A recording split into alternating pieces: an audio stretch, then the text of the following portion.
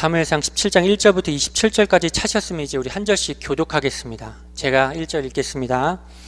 블레셋 사람들이 그들의 군대를 모으고 싸우고자 하여 유대에 속한 소고에 모여 소거와 아세가 사이에 에베스담 빔에 진침해 사울과 이스라엘 사람들이 모여서 엘라 골짜기에 진치고 블레셋 사람들을 대하여 전열을 벌였으니 블레셋 사람들은 이쪽 산에 섰고 이스라엘은 저쪽 산에 섰고 그 사이에는 골짜기가 있었더라.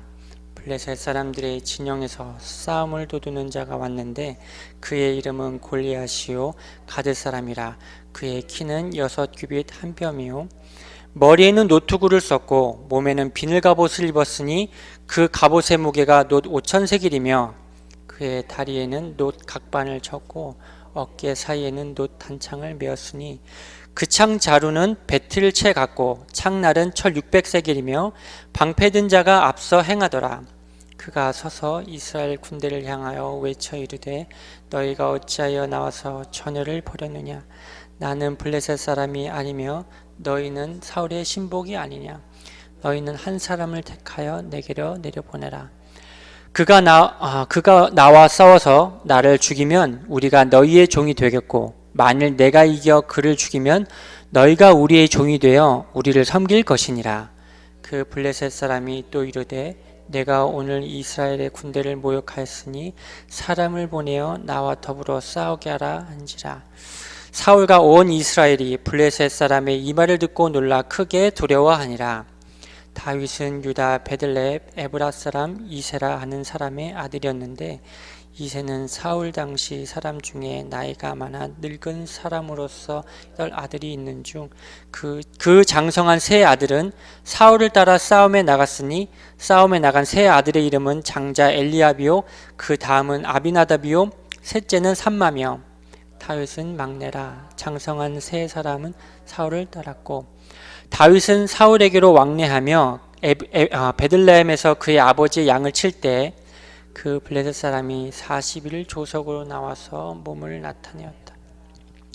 이새가 그의 아들 다윗에게 이르되 지금 내 형들을 위하여 이 볶음곡식 한 에바와 이 떡 10덩이를 가지고 진영으로 속히 가서 내 형들에게 주고 이 치즈 10덩이를 가져다가 그들의 천부장에게 주고 내 형들의 안부를 살피고 증표를 가져오라.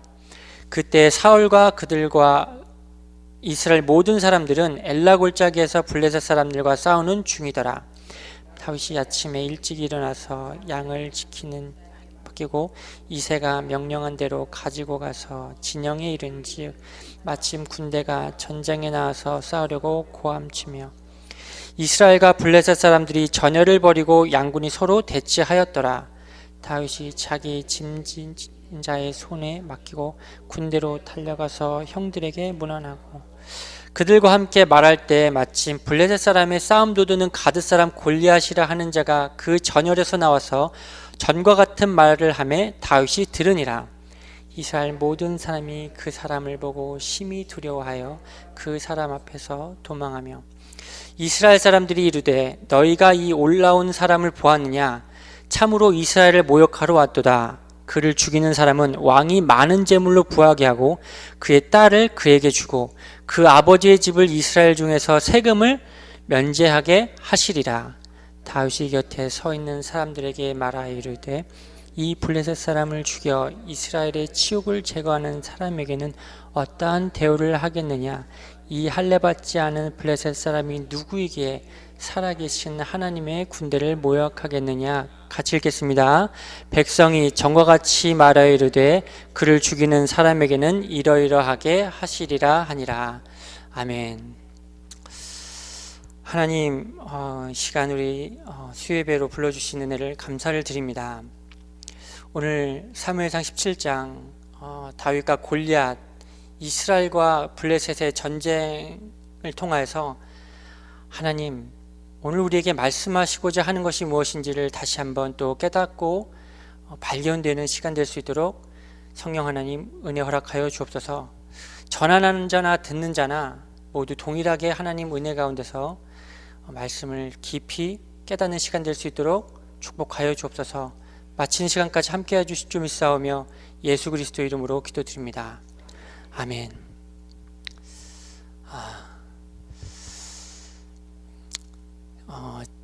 이제 17장에 들어왔습니다. 이제 16장까지 지난번에 했는데 16장까지는 아시다시피 다윗이 양치는 목동에서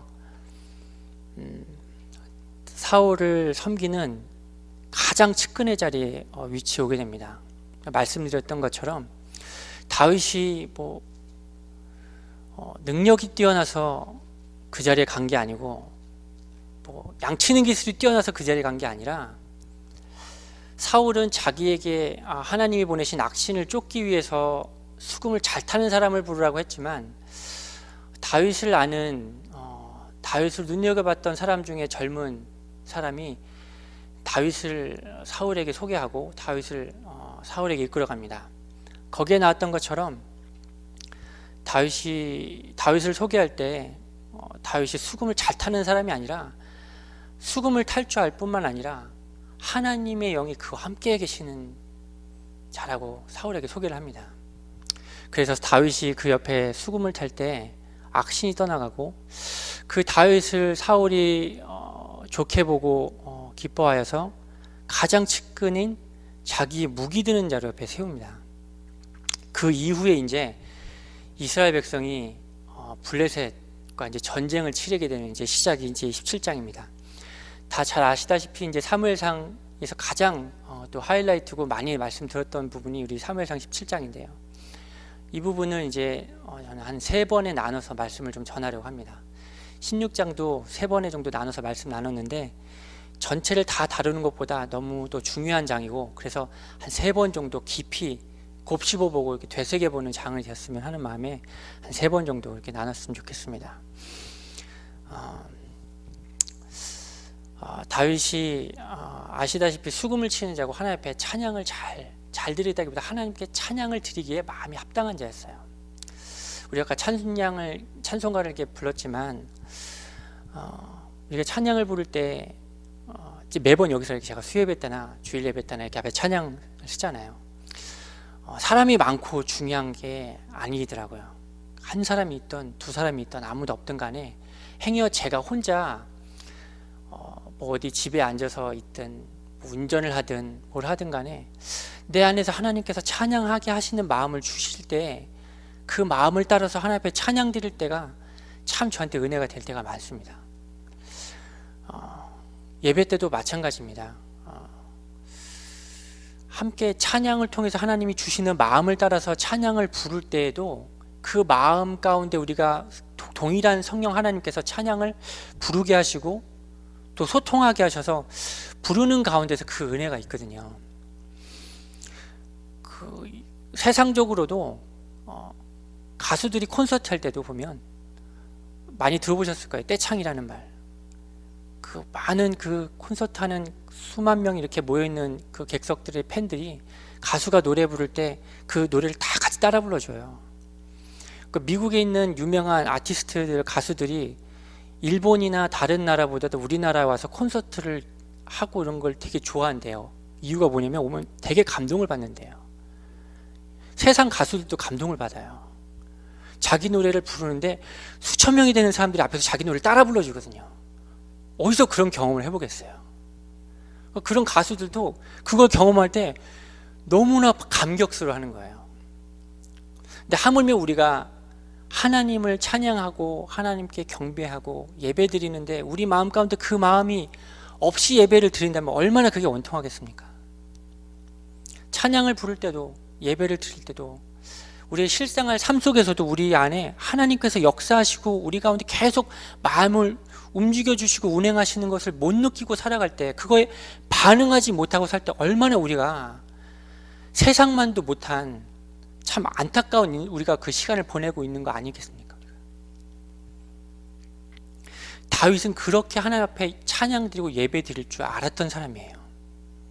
어떤 순간 속에 자기가 양치면서 사자와 곰과 늑대가 찾아오는 그 어려운 생명의 오락가락하는 절정의 그 순간 속에서 하나님과 함께 동행하는 그 삶 속에서 그 죽을 수밖에 없는 그 순간에 하나님께서 함께 하심을 보았을 때 그 입에서 하나님을 찬양할 수밖에 없는 그 은혜를 다윗은 알았던 거예요.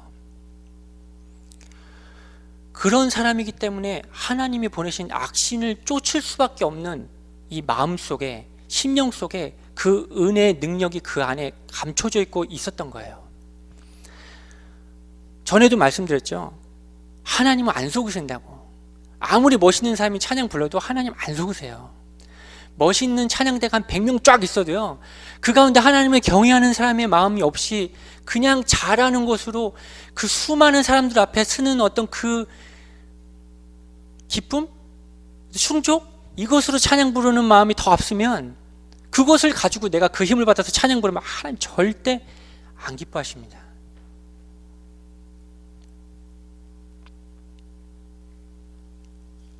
그 다윗이 이제는 이스라엘 백성들이 블레셋과 전쟁하는 그 전장 가운데 이제 찾아가는 시간이 되었습니다. 블레셋이라는 걸 통해서 지금 하나님께서는 이스라엘 백성들의 영적인 상태를 고스란히 지금 보여주고 있고 드러내주고 계신 겁니다. 왜 하나님이 통치하고 있는 이 이스라엘 이 땅 가운데 왜 블레셋이 자꾸 껴들어갑니까? 지금 왜 자꾸 건드려요?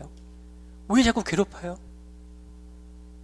이스라엘 백성이 지금 정신 못 차리고 있거든요. 누구부터요? 사울왕부터. 사울왕부터 지금 하나님이 하나님됨을 모르고 지금 자기도 모르게 하나님을 대적하는 그 앞에서 우리가 쭉 말씀 들어간 것처럼 하나님을 계속 뒤로 밀어내고 대적하고 하나님을 무시하고 자기도 모르게 멸시 아닌 멸시를 하고 있고, 하나님은 어느새 저리 가시고 내가 지금 그 왕자리에 지금 서서 자기가 지금 하나님의 위치에 서서 나라를 다스리려고 하잖아요. 그러니까 하나님이 블레셋을 통해서 안 쓸 수가 없는 거예요. 정신 차려라 지금 너희들. 이제는 가장 큰 이스라엘 백성에게서 가장 큰 지금 큰 위험 앞에 지금 고난이 찾아왔어요. 그 에브라 사람 그 다윗이 있었던 거기서부터 이스라엘 백성들이 전쟁하고 있는 그 어디다 진짜 엘라 골짜기와 그리고 이스라엘 저쪽 산에 있는 그 진치고 있는 이 두 사이, 이 전쟁하는 이 거리가 이 예루살렘 요 수도하고 굉장히 가까운 데 있어요. 지금 눈앞에 코앞에 지금 블레셋 백성들이 잔뜩 쳐들어와서 거기다가 그냥 블레셋끼리만 붙으면 상관이 없는데 지금 그 중에서 용기를 붙드는 싸움을 도두는 자 지금 골리앗이 나와서 지금 그 앞에 딱 섰단 말이에요. 6규빗 한 뼘.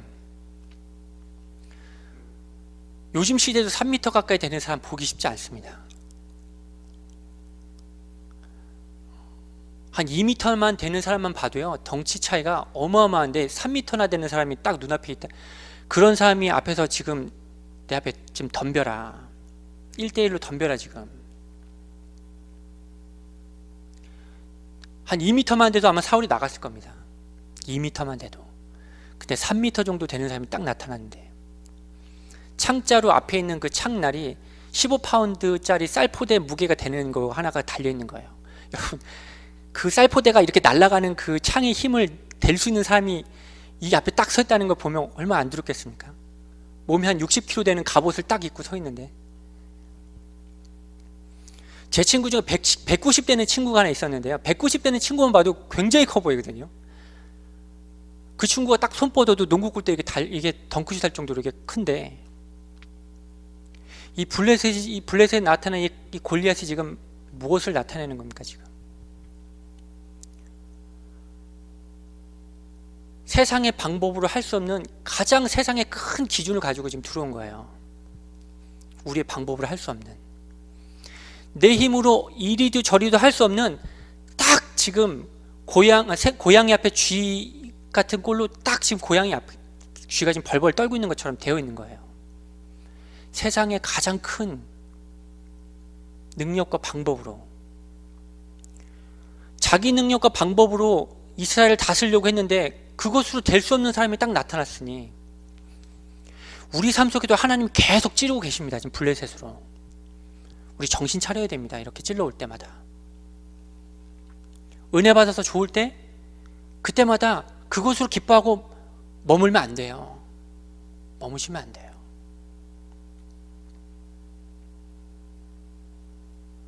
우리는 자꾸 은혜 받으면 기뻐하는 것으로 뭔가 다가오고 찾아오면 그것 순간 그것에 내가 이것이 좋소이다 하고 딱 거기에 안주하려고 그래요. 다른 거 딱 생각 안 납니다.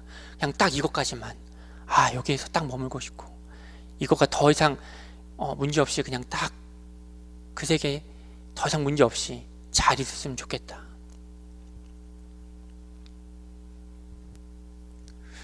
전 결혼하고 나서 우리 아이 태어났을 때 제가 이렇게 신앙생활하고 나서 제가 저의 아이를 보면서 가장 어떤 생각이 많이 들었냐면 내가 믿음의 과정을 가고 어떤 믿음의 가정에서 우리 애를 낳았으면 우리 애기만큼 어떤 그 불신앙이나 이런 영적인 문제가 안 나왔으면 하는 바람이 늘 있었어요.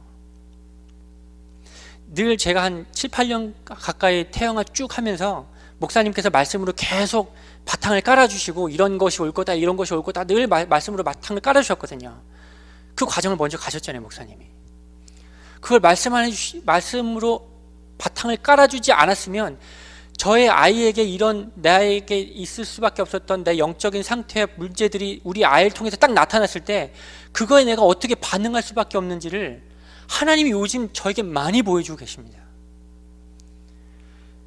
어떻게 보면 지금 제 아이가 에스더가 저에겐 블레셋이에요. 계속 찔러들어요. 좀 심하게는 안 하면 애 하나하나 하는 모습이 너무나 꼴사 나오는 거예요. 안 걸리는 게 없어요. 막 저를 너무 힘들게 해요. 막 스트레스 받게 해요. 근데 제가 이걸 모르고 갔으면 둘 중에 하나였겠죠. 세상적으로 그냥 잘해주든가 아예 포기하든가. 근데 지금 약간 포기 아닌 포기, 포기인 듯 포기 아닌 포기 같은 포기를 하고 있어요. 그러면서 제 안에 찔러 들어오는 이 상처, 힘든 내 영적인 스트레스, 그걸 볼 때마다 나타나는 내 불신앙, 얼마나 제 아이가 지금 제가 너무나 많이 걸리냐면 옆에서 말 한마디 하는 것도 짜증이 나갖고 제가 저리 가라 그래요. 내가 지금 미안해. 지금 보고 있을 텐데. 아침에 새벽 기도 이런 제 에스더 얘기를 좀 잠깐 꺼냈거든요. 제가 여기다가 이렇게 녹음해서 이렇게 가잖아요. 그럼 제 아침에 딱 오면 저는 이렇게 바로 안 올리고 이제 놔둔단 말이에요. 그럼 아침에 요즘에 에스더를 학교에다 라이드를 해도 되고 또 에스더 엄마가 가는데 하필 그날 이제 오늘 아침에 제 전화기를 가지고 메시지를 딱 새벽 기도를 딱 틀고 왔는데 거기서 자기 얘기를 하고 있는 게 막 나오고 있는 거예요. 그랬더니 그 얘기를 해줬는데 옆에서 에스더가 앉아갖고 그냥 창밖을 이렇게 바라보면서 그냥 가만히 있더래요. 그러니까 자기도 자기 얘기하는 거 싫은 거예요. 자기도 자기 수준에 너무 가리고 싶은 거예요. 저 닮아갖고. 저도 제 얘기하는 거 되게 싫어하거든요. 뭐 누구나 다 싫어하지만 저도 제가 제 자신을 너무 가리는 게 많아서 뭔가 제가 남들 앞에 조금이라도 이렇게 좀 창피당하거나 쑥스러운 일 거 이렇게 얘기하는 거 있으면 안 얘기했으면 하는 게 있거든요. 근데 그런 걸 이렇게 내놓아야 되더라고요. 안 내놓으면 안 내놓은 만큼 내가 가리니까 제가 막 골마 죽더라고요. 제가 과정을 가는 것 실제로는 그게 안 가지는 건데 저는 그냥 그거는 그거대로 놔두면 괜찮을 줄 알았는데 그게 다 맞물려서 그게 과정을 가는데 걸림돌로 걸려 있더라고요. 그게 다. 그 지나고 나서 뭔가 내가 말씀 가운데 이렇게 은혜로 지속되는 가운데서 뭔가 자유롭지 못하고 늘 옛사람이 내가 뭐 걸려서 이렇게 있으면 꼭 그것이 맞물려 있다는 것이 보여. 나중에 과정을 지나고 나면 나오더라고요.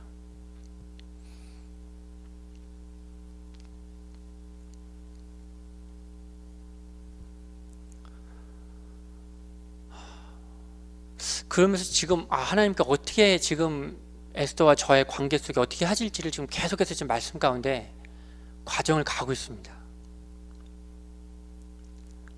아까까지만 제가 여기 올 때까지만 해도 막 숙제하고 있었거든요. 숙제하고 있는데 늘측 쓰고 와갖고 막 이어폰을 이렇게 끼고 믿음의 사람들 찬양을 막 흥얼흥얼 했는데 그것조차도 왜 이렇게 가식적으로 보이는지, 그러니까 제 눈에 지금 자꾸 그런 게 자꾸 나오는 거예요. 뭐 한마디 하면 자꾸 그 선악의 기준의 판단으로 무슨 동기로 말했는지에 그 선악으로 이미 딱 정죄하는 마음을 가지고 이미 딱 제껴버려서 막 말로 상처 주고, 안 그래도 둘째 생겨서 동생 때문에 사랑 못 받고 있다고 생각해서 지금 많이 피해보고 계신데, 더군다나 거기다가 엄마 아빠도 관심 안 가져주고 나도 냉랭하게 대하고 엄마도 냉랭하게 대하고 우리도 냉랭하게 대하니까 할아버지 할머니도 가끔씩 냉랭하게 대하고, 얘가 막 숨어서 막 뭐 죄를 막 불법을 막 저질 때도 많고, 제가 죽어져야 되는 과정이더라고요. 그거와 상관없이 그럴 수밖에 없는 아이를 보면서 그 가운데서 내가 내 안에 나타나는 나의 불신앙과 나의 상태를 보며 가야 되는 건데,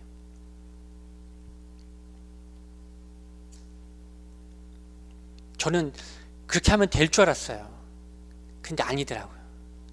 나의 상태를 고스란히 들어주는 블레셋 같은 우리 딸내미가 옆에서 딱 버티고, 내가 조금만 뭔가 믿음하고 상관없이 하면 쿡쿡 찔러 들어오더라고요. 어쩔 때는 아픈 것으로, 어떤 것으로는 가장 우리를 분노케 하는 거짓말로 하고,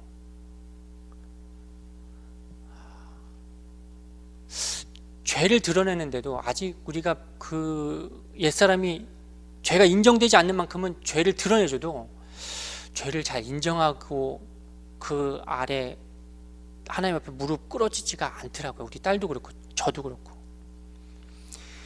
빛이 적당하게 비치면 그냥 보기엔 참 좋습니다. 우리 예배당 같이 이렇게 적당하게 빛이 비춰지고 있으면 보기 되게 좋아요. 근데 이 빛이 한 두세 배만 딱 밝아지면 이 안에 먼지가 얼마나 떠 있는지 다 보입니다. 그러면 그거 딱 보면 너무나 보기에 안 좋아요. 근데 그게 사실 실제거든요. 우리의 영적인 상태의 실체가 우리 눈엔 적당하게 보이면 없는 것 같지만 다 있거든요.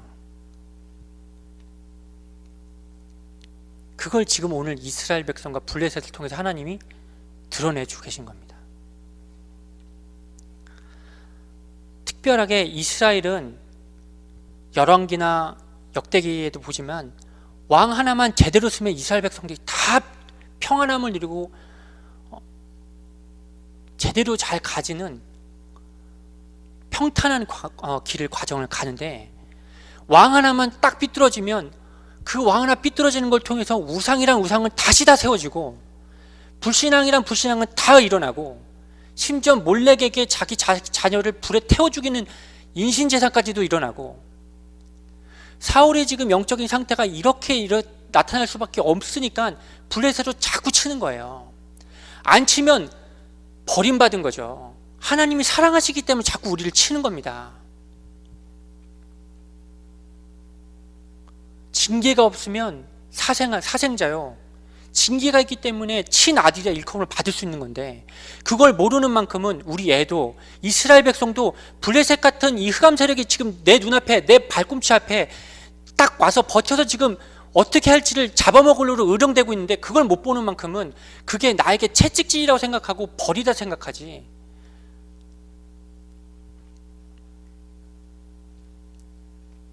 지금 이스라엘 백성들이 이거 어떻게 봅니까? 이 이전에도 사무엘상 쭉 볼 때 이스라엘 백성들이 블레셋에 쳐들어올 때마다 어떻게 반응했습니까?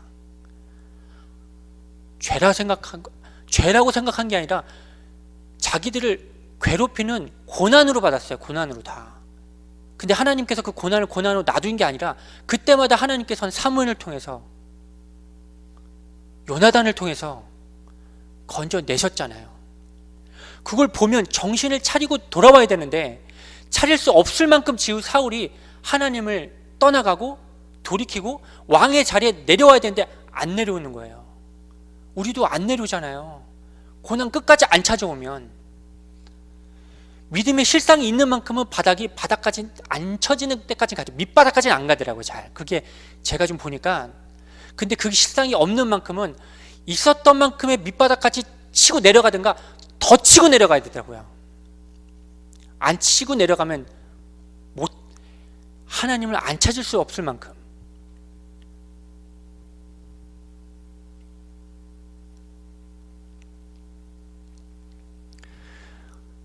골리앗이 지금 이스라엘 백성들 앞에서 40일 동안 이스라엘 백성 앞에서 하나님을 조롱하고 섰습니다.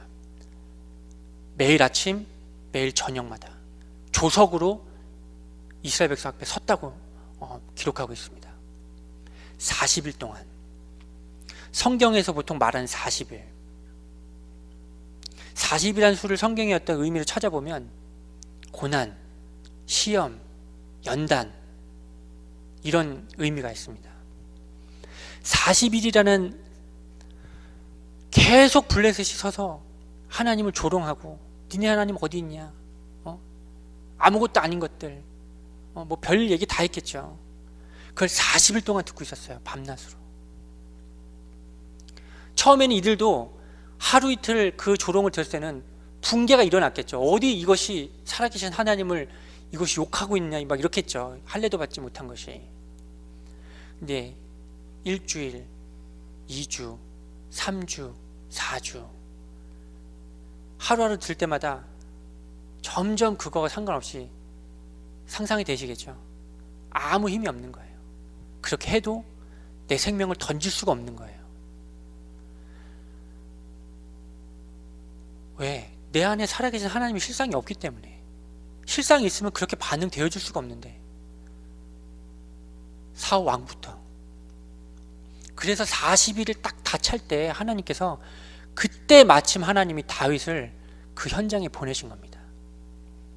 40이 다 찼을 때, 고난의 기간이 다 찼을 때, 이스라엘 백성이 조롱이란 조롱은 다 받고 밑바닥에 무너질 만큼 자존심 무너질 때까지 다 간 다음에 그때서야 어찌하지 못해서 다 자포자기한 상태로까지 갔을 때, 그때 하나님이 40일 딱 맞춰서 다윗을 그때 보낸 겁니다. 38일째도 아니고 39일째도 아니고. 기왕 형 안부를 확인할 것 같았으면 한 20일쯤에 보낼 수도 있었는데 아니, 그렇게 안 했어요. 왜 하필 하나님이 이새를 통해서 다윗을 40일째 보냈을까요? 하나님이 계획이 있는 거예요. 이게 이스라엘 백성들도 알았을 거 아니에요. 40일 동안은 블레셋이 이스라엘 백성 앞에 서서 대치하는 가운데 하나님을, 만군의 여호와를 이렇게 농락하고 지금 저주하고 있다는 것을 다 알고 있었을 텐데 다 벌벌벌 떨고 간담이 서늘해서 어찌할지를 못해서 있는 상태 가운데. 잘 보셔야 됩니다. 지금 바닥을 치려면 제대로 바닥 치든가 아니면 제대로 가든가 제대로 승하든가. 어중간에 가면 어중간에 가다가 완전 망해요.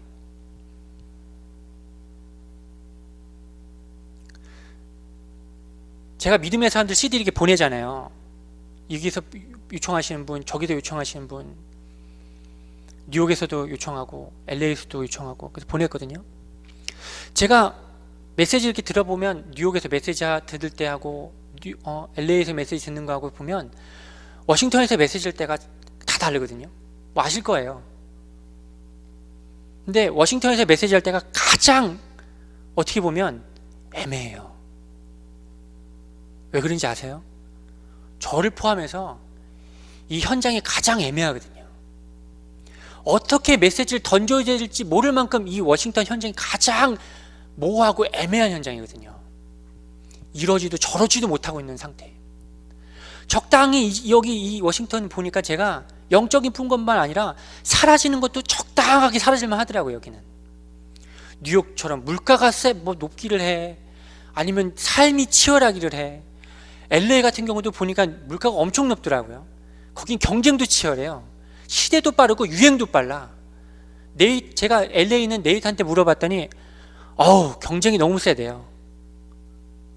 그러니까 계속해서 자기가 일하고 있는 현장에서 지속적인 이 컨티뉴 에듀케이션을 계속 받지 않으면 언제 자기가 그 자리에서 잘릴지 모르는 거예요.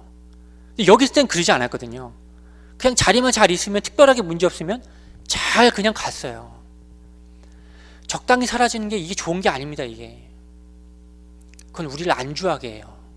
육신만 안주하게 하는 게 아니라 영적으로도 우리를 다 안주하게 만듭니다. 그렇게 안주하게 되면 나도 모르게 계속 그것에 굳어져요. 마비돼요. 그냥 이렇게 있는 것이 맞는가? 틀린가? 그것조차도 모를 만큼. 그래서 삶 속에서 하나님이 찔러 들어오면 그곳에 왜 찔러 들어오는지를 하나님 앞에 민감하게 반응하셔야 돼요. 그냥 간단하고 경히 여기지 마세요. 그냥 적당하게 해서 넘어가려고 생각할 때마다, 그때마다 우리가 하나님의 은혜로 우리가 하나님이 하시는 걸, 일을 보는 것이 아니라 그것조차도 그냥 우리 수준으로 그냥 덮어버린다고 생각하시면 됩니다. 그러면 우리가 믿음의 과정을 갈 수 있나요? 내 힘으로 다 덮어버렸는데, 내 방법으로 내가 할 수 있는 수준으로 다 덮었는데.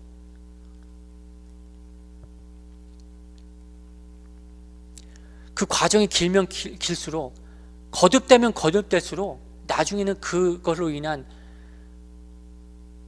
사망의 결과, 죄의 결과, 과정의 결과가 만만치 않을 겁니다. 많이 무너져야 돼요. 우리 많이 깨질 겁니다. 말씀으로 계속 우리 맞아줘야 돼요. 순하게.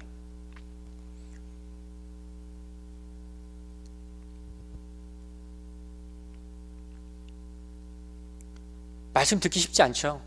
주일날 주일 말씀 듣는 것도 쉽지 않을 겁니다. 주중에 말씀 듣는 것도 쉽지 않을 거라 저는 생각합니다. 그래도 저는 들어야 된다고 생각해요. 왜 안 들으려고 하는 건 우리 옛사람이거든요. 저도 쉽지 않습니다. 저도 웬만해선 말씀 잘 안 들으려고 해요.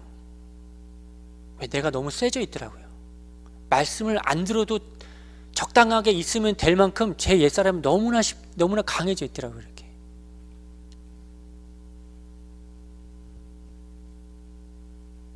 그렇게 40일이 차면 분명히 하나님께서 블레셋 같은 우리에게 우리가 감당할 수 없는 시험을 딱 주실 겁니다. 그때 딱 돌이키시면 돼요. 생각나시면 돼요. 아, 내가 완전 놓쳤구나 지금. 무엇을 그것 때문에 하려고도 하지 마세요. 그냥 하나님 앞에 돌이키시면 됩니다. 내가 은혜에서 벗어나고 떠나 있다는 것만 깨달으시고 하나님만 묵묵히 바라보시면 됩니다.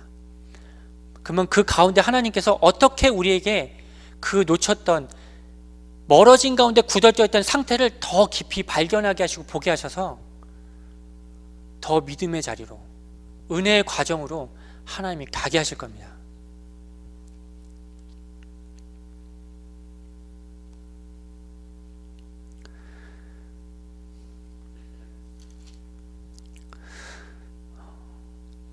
사울이 자기의 있는 것을 걸 만큼 평생 그 가족의 세금을 면해주고 자기의 딸과도 결혼시켜주고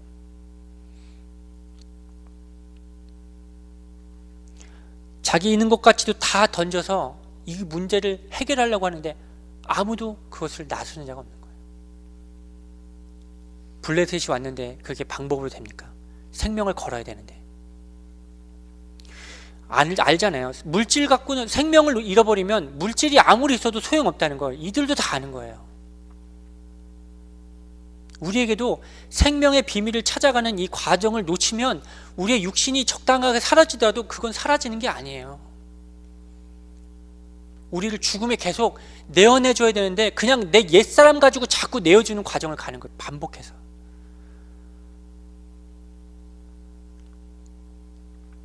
내 블레셋 앞에는, 골리앗 앞에 내 능력과 내 방법으로 그 앞에 딱 서면 못 이깁니다. 절대로. 다 뒤집어질 텐데. 저 같아도 못 나갈 겁니다. 저 같아도. 우리가 예전에는 이런 은혜의 과정 가지 못할 때는 이거 보면서 진짜 하나님이 하고 계실 거 몰라갖고 왜 이렇게 안 가냐, 다 믿음 없는 놈을 봤잖아요. 근데 제가 제가 요 한가운데 있었으면 저도 못 갈 텐데요. 실상이 없는 만큼 저도 그렇게 하나님 앞에 못 나갈 것 같더라고요. 아니, 못 나가죠. 저도 믿음 없으면. 근데 다윗이 자기가 뭘 알아서 그렇게 나갔나요? 다윗이 할례 받지도 못한 저 블레셋 족속, 이방 족속이 지금 만군의 여호와를 지금 모독하고 있는데, 그 말의 고백이 지금 자기가 뭔가 실력이, 능력이 있어서 지금 이렇게 나간 줄 알았나요? 좀 자기가 물맷돌 좀 돌릴 줄 알아서 이걸로 좀 하면 될 줄 알아서 지금 나간 게 아니에요. 지금 하나님이 살아계신 믿음의 과정이 그 가운데 있었다는 걸 다윗은 하나님이 지금 이 순간에도 살아 역사하고 계시다는 걸 알고 있으니 그 고백을 할 수 있는 거예요. 단순하고 간단한 고백 같지만 절대 이 고백은 믿음의 실상이 없으면 나올 수가 없는 겁니다. 내가 언젠간 하나님이 부르실 때 그 부름에 반응하여, 하나님 내가 여기 있사오니 나를 써주시옵소서, 이렇게 하면 될 줄 알지만 작은 것부터 하나하나 믿음의 그 과정을 가지 않으면 절대 갈 수 없습니다. 이것은 다 아시잖아요. 인생을 통해서 우리 경험해 보셨고 또 그렇게 가는 과정 가운데 보셨잖아요. 그렇게 될 수 없다는 거. 도둑도 한순간에 큰 거 터는 것 같지 않습니다. 바늘도둑이 소도둑 되는 것처럼 거짓말도 하나하나 늘어나가면 어느 순간 나도 모르게 거짓말을 통해서 사람까지도 죽이고 있는 거짓말을 하게 되고, 거짓말이 습관이 되고 생활이 되고 체질이 돼서 어느 순간 나도 모르게 거짓의 사람이 되어 있을 수밖에 없는 것처럼.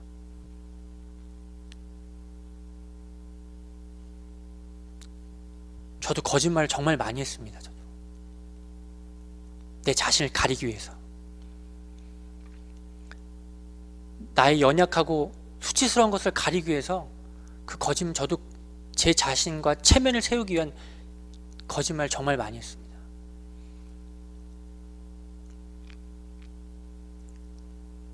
근데 그 모습을 제 딸을 통해서 제가 보고 있으니 제가 안 뒤집어지겠어요. 나는 우리 딸을 통해 그런 걸 안 나왔으면 좋겠다고 생각했는데 어쩜 그걸 그대로 할 수밖에 없는지.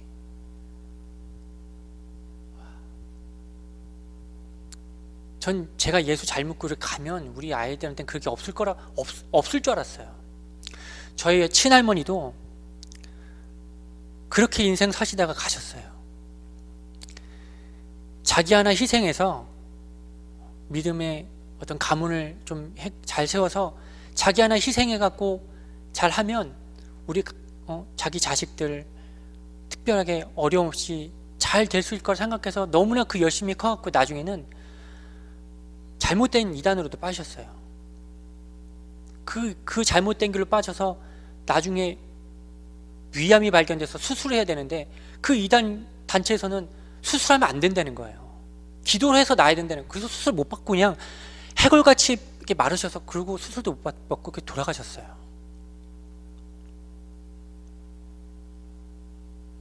그런 종교적인 모습이, 그걸 보면서 우리도 그게 깨달아질 줄 알았는데, 아니, 저도 한 달이 걸친 저에게도 그게 고스란히 있더라고요. 제가 할머니한테 가장 큰 사랑을 많이 받았거든요. 제가 장자여갖고, 장손이어갖고, 어릴 때부터, 아기 때부터 할머니 늘 데리고 다니고, 제가 할머니 어떻게 하고 다니시고 늘 봤거든요. 그 어린 나이 할머니 초등학교 4학년 때 아무것도 못 드셔서 이렇게 피골이 상접한 그런, 이렇게 막 해골같이 이렇게 마른 모습 보는데 제가 얼마나 이게 충격을 받았겠어요. 그때까지 몰랐어요. 왜 할머니가 저렇게까지 가고 계신지를. 나중에 크고 나서 고모한테 얘기를 들어보니까 그것 때문에 수술 안 받고 그냥 이렇게 기도를 낫겠다고 했다가 돌아가셨다고 하더라고요.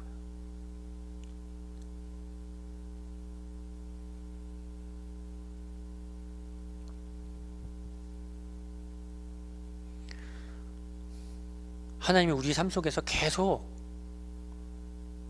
채찍질로 과정을 가게끔 지금도 하고 계신 줄 믿습니다. 믿음의 과정에 가는 게, 은혜를 받는 게 쉽지 않다고 생각하세요? 그것조차도 믿음의 과정으로 보시기 바랍니다. 잘 가고 있다고 생각하세요? 그럼 잘 가고 있는 가운데 내가 지금 어떻게 반응하고 계신지도 확인하시고 뒤돌아보시기 바랍니다. 내가 그것에 지금 기뻐하는 가운데 그것으로 지금 살려가고 있는지, 아니면 그것에 더 그것으로 묵묵히 하나님을 더 바라보는 과정으로 가고 있는지.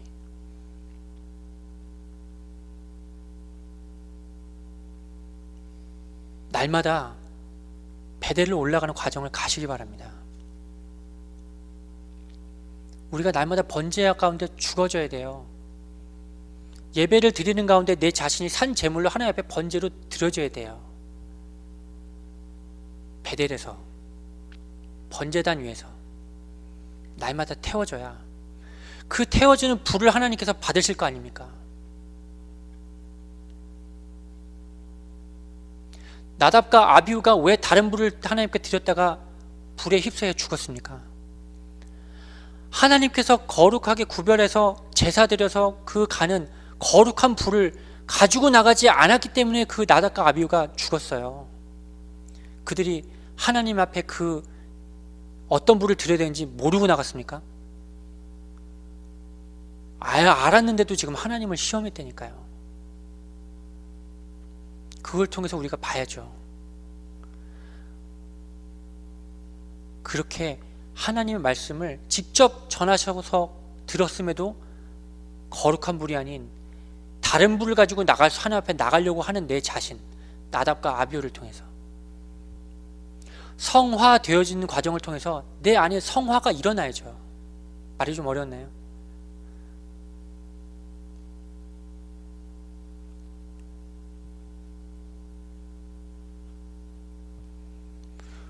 그 과정을 우리가 갈 때 주일 강단 말씀에서 목사님이 말씀하셨던 두 번째 마지막 패러그래프처럼, 문장처럼 우리의 믿음의 영적인 유산이 그대로 자녀들한테 가는 겁니다.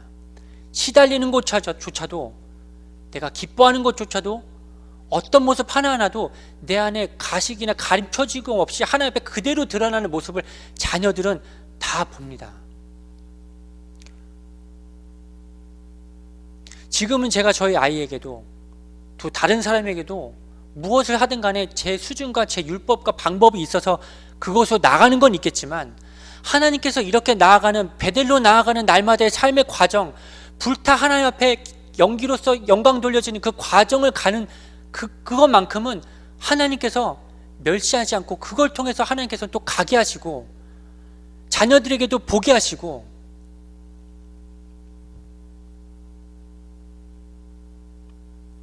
어떻게 하나님 앞에 예배 드리는지를 자녀들은 볼 겁니다.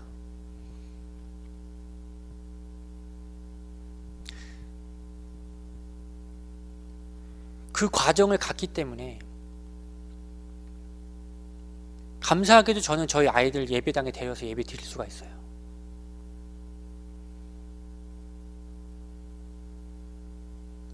잘 모르는 분들이 우리 애들이 여기서 예배 드리는 걸 이렇게 보면 물어보잖아요.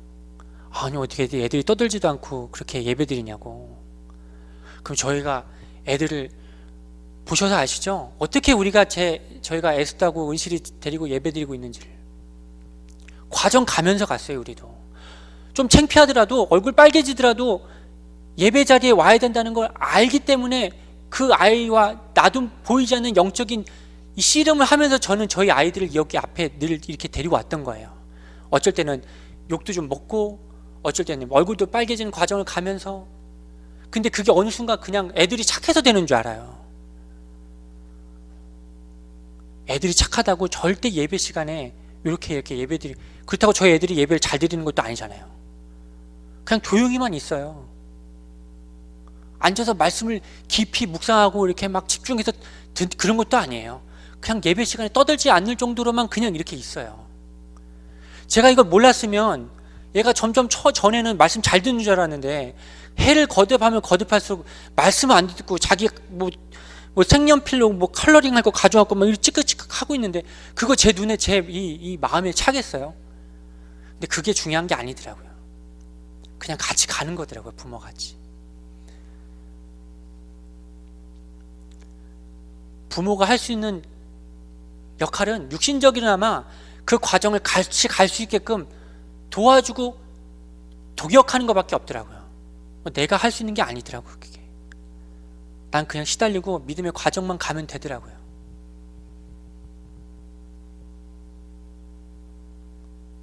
때로는 필요할 때 훈계로, 징계로 가르치는 것도 필요합니다.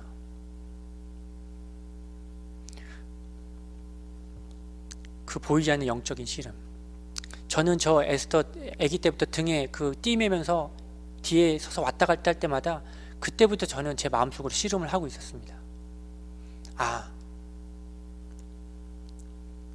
여러분들에게 좀 죄송하게 생각하지만 이렇게라도 하지 않으면 갈 수 없구나.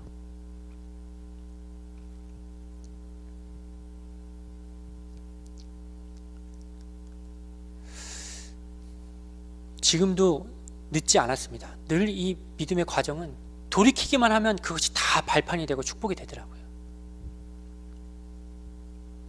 나 하나만 바뀌어지면, 내가 있는 현장에서 나 하나만 바뀌어지면, 나 하나만 그 현장에서 미랄과 같이 썩어지면 열매가 그냥 맺어지더라고요.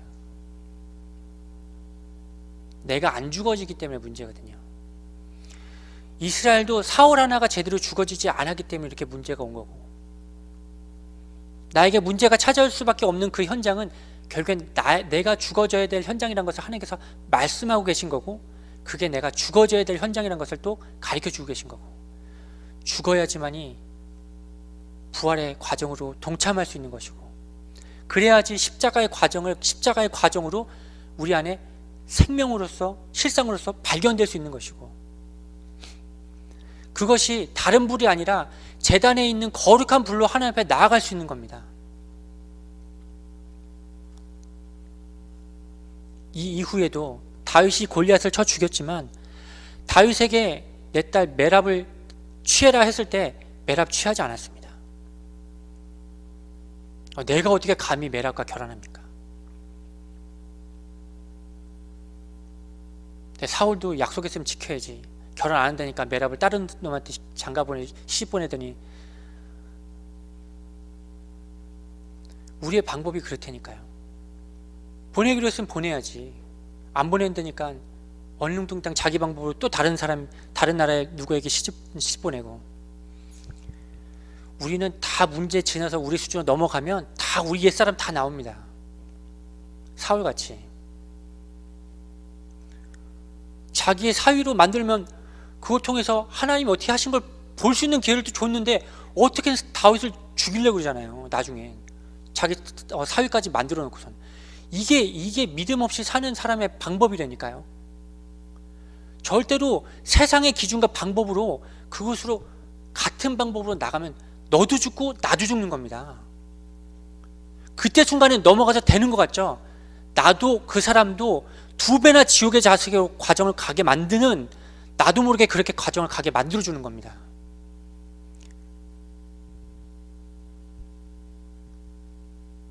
그러고 나서 내가 깨달아치냐? 그 과정 가진 만큼은 나도 못 깨달아요. 왜? 된 것으로 기뻐하고 살려놨기 때문에. 잘 됐잖아요, 겉으로 보이기에.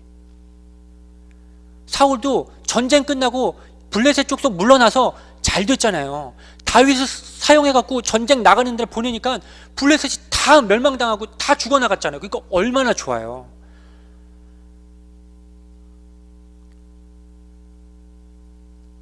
자기만 지금 하나님 앞에 점점 저주받고 있는지도 모른 채.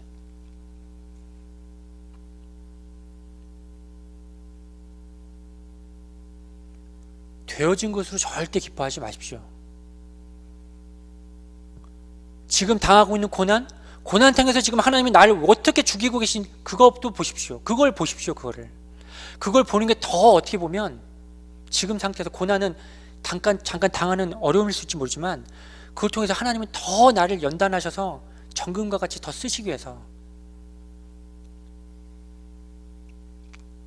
세우시기 위한 하나님의 복된 과정입니다. 그 과정을 우리가 날마다 베델로 올라가는 과정을 가고, 이 교회가 그렇게 과정 가야 됩니다. 이 교회가 그 과정을 가기 위해서 한 사람 한 사람, 성도 한 사람이 그 과정에 동참해야 되고 가는 것을 기쁘게 여겨야 돼요. 다시 한번 말씀드리지만 적당하게 사라진다고 해서 기뻐하지 마십시오. 그것조차도 지금 나는 어떻게 받아들이고 있고 어떻게 영적으로 무감각하게 찌고 있는지 말씀을 통해서 계속 나를 채찍질하시고 찌르십시오.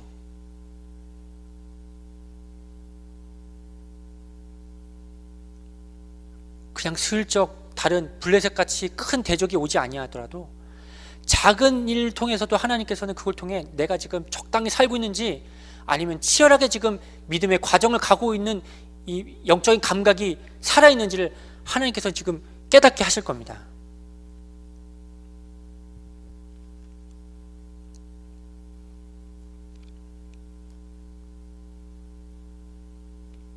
세금을 면제해 주는 것으로, 제물로 부하게 하는 것으로, 딸을 받는 것으로 기뻐하지 마십시오. 그건 그냥 그거대로, 그것은 믿음의 과정을 가는 것으로 해서 오는 부수적인 것이지 그것은 절대 실상이 아닙니다. 보여지는 것으로는 우리의 삶을 기쁘게 할 수 없고 영화롭게도 할 수 없고 살게도 할 수 없습니다. 보이는 것은 한순간에 이룰 수도 있고 생길 수도 있는 겁니다. 저도 그건 쉽지 않더라고요. 우리가 다 물질에 묶여 살기 때문에.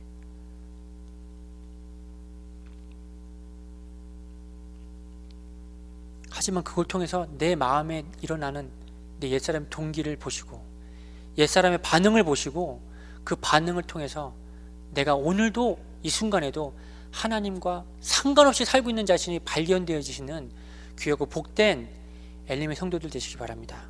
기도하겠습니다. 하나님,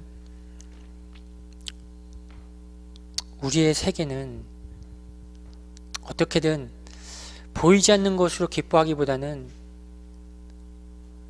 잘되고 보이는 것에 안주하고 기뻐하려고 살려고 하는 우리 자신이 너무나도 많습니다.